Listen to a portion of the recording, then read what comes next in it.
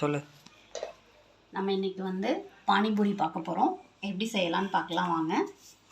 பானிபூரி செய்யறதுக்கு நான் மைதா மாவு எடுத்திருக்கேன். 1/4 கிலோ மைதா மாவு போட்டுக்கலாம்.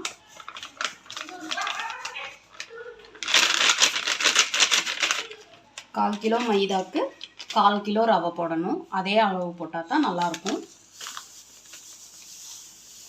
மைதாவையும் ரவையும் ஒட்டுக்கா போட்டு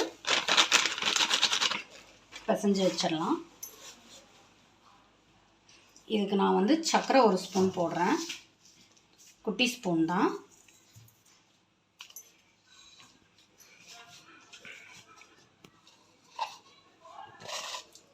உப்பு தேவையான அளவு. ஃபஸ்ட்டு நம்ம அந்த சர்க்கரை உப்பெல்லாம் வந்து நல்லா மிக்ஸ் பண்ணிக்குவோம். மாவு கூட ரவையெல்லாம் போட்டோம் இல்லையா, எல்லாத்தையும் நல்லா மிக்ஸ் பண்ணிடலாம்.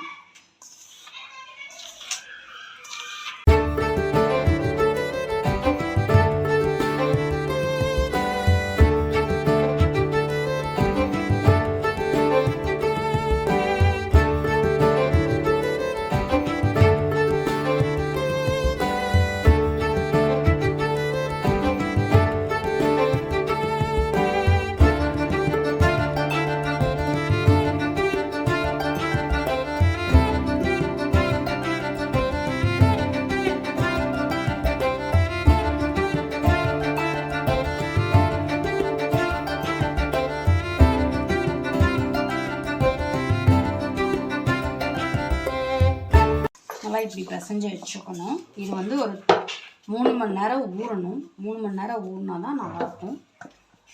சரி, இதுக்கு கொஞ்சம் ஊற போட்டுடலாம் நல்லா மூடி.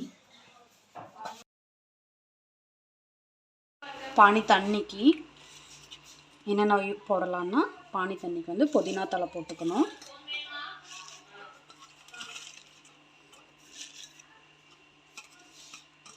நல்லா ஒரு கைப்பிடி அளவு புதினா தழை, அது கூடயே புளி,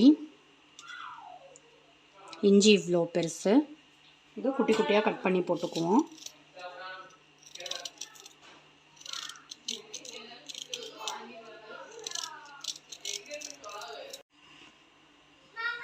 காரத்துக்கு பச்சை மிளகா நான் 2 தான் போடுறேன். குழந்தைகளாம் சாப்பிட்றேன் கட்டிக்கு. உங்கள் காரத்துக்கு ஏற்ற அளவு நீங்கள் போட்டுக்கோங்க. இது கூட அப்படியே கொத்தமல்லி தலையும் வச்சிடலாம். இதெல்லாம் போட்டு அரைச்சிடுவோம். நைஸாக பேஸ்ட் பண்ணி எடுத்துக்கலாம். நல்லா இந்த அளவுக்கு பேஸ்ட் பண்ணி எடுத்துக்கணும். இது இப்போ வந்து நம்ம வேணுங்கிற அளவுக்கு தண்ணி ஊற்றி பானி தண்ணி ரெடி பண்ணிக்கலாம். ஃபஸ்ட்டு தண்ணி வந்து நல்லா ஊற்றிக்கலாம். நமக்கு எவ்வளோ நல்லா தண்ணி ஊற்றி மிக்ஸ் பண்ணிவிட்டு இது கூட வந்து கொஞ்சம் வெல்லம் சேர்த்திக்கலாம்.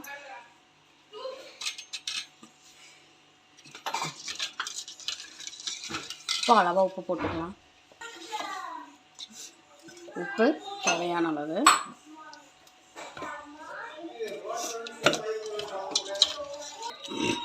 இதில் கொஞ்சம் சாட் மசாலா சேர்த்திக்கணும்.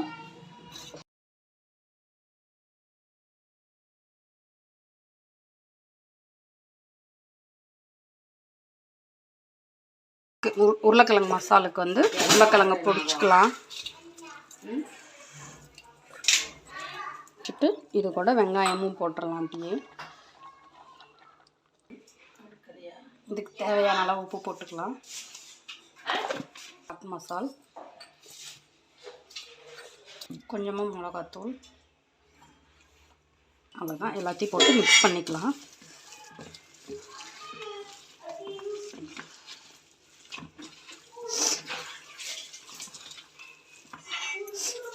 கொஞ்சம் கொத்தமல்லி தழை,